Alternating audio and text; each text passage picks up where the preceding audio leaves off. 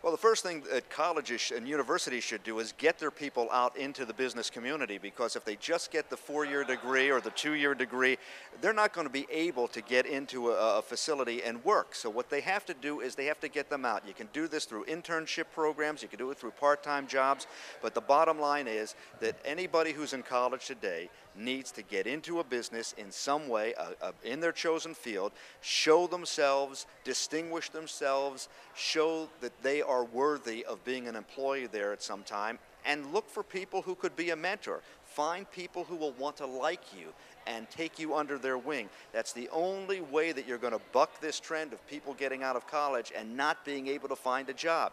You have to have some kind of experience. I get emails a lot in the Fox 2 Job Shop where people say, my son has been out of school for 2 years, he had some internships, he can't get any jobs. And my question is, what did he do in the internships? Did he find people to mentor that would mentor him? Did he distinguish himself? An intern can't just sit there and be their own person. They have to always look around, and they have to always find some kind of a need that's not being filled and step up to that and show that you can fill it. Maybe it's keeping up a telephone directory of important contacts, or maybe it's finding some kind of niche that they're not filling. But for an intern to step up and say that and do that, that's impressive, and that's going to have that person being remembered and wanting to be called back.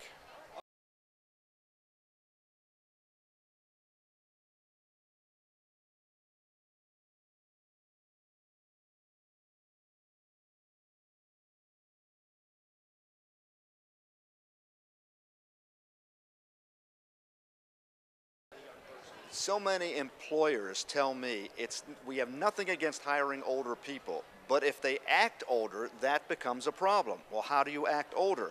Well, you can contact me on my fax machine. What's a fax machine? That's not the way it is anymore. Are you on social media? Do you do networking? Do you have a network that's working for you? Are you using social media to make contacts, and even social professional media to make contacts that will help you in this business, that will help you cultivate clients? All of these things are the now things of today, and any worker needs them, especially people who are up in age and years. Nothing wrong, a lot of employers tell me, with older people, as long as they understand what they need to do in today's society to make it. And a lot of it is stuff that we never were told in college 20 or 30 years ago because it didn't exist back then.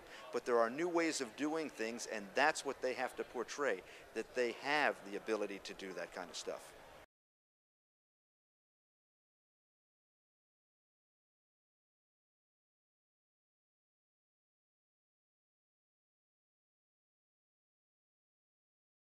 Well, it always means putting people back to work. That'll always get the economy rolling. But the big question is, can we get people back to work when businesses that are sitting on $1 trillion plus in cash and not hiring, these businesses have learned to get by without people. Technology is taking over. They don't need as many people as they used to have. And that's going to be the problem, because the new jobs that are being created are jobs that weren't around 5 and 10 years ago. These are jobs that are very specific. They may not even teach them specifically in college. They may be adapted jobs from certain new high-tech trends that are going on. People who know software, people who know programs, people who know certain kinds of multi-level online marketing to create niches for businesses.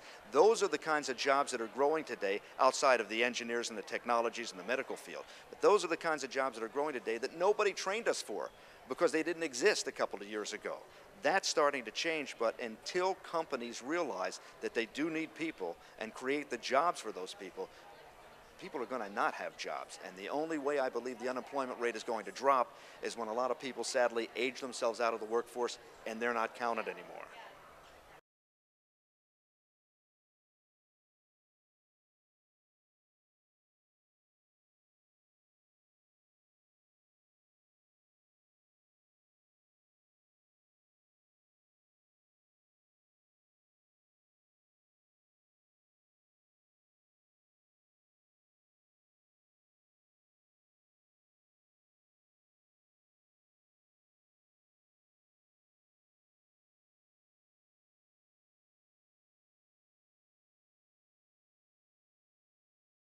Just one final little add on.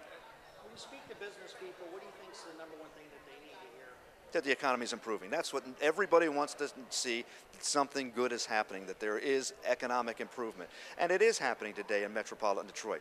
Look where we were right during that summer of the automotive bankruptcies. This economy actually stopped. It stalled.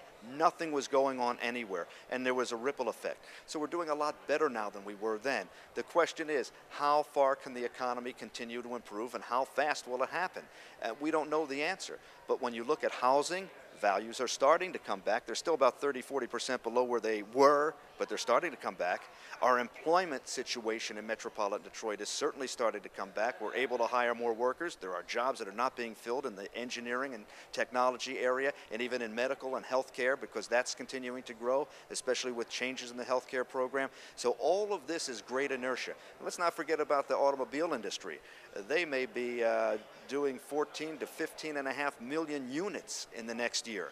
That's a lot of profit for them. Billions of dollars of profit right here in the United States, and a lot of it is centered here in Michigan. So there's a lot of good things going on out there. It's just going to take time to get back to where we once were.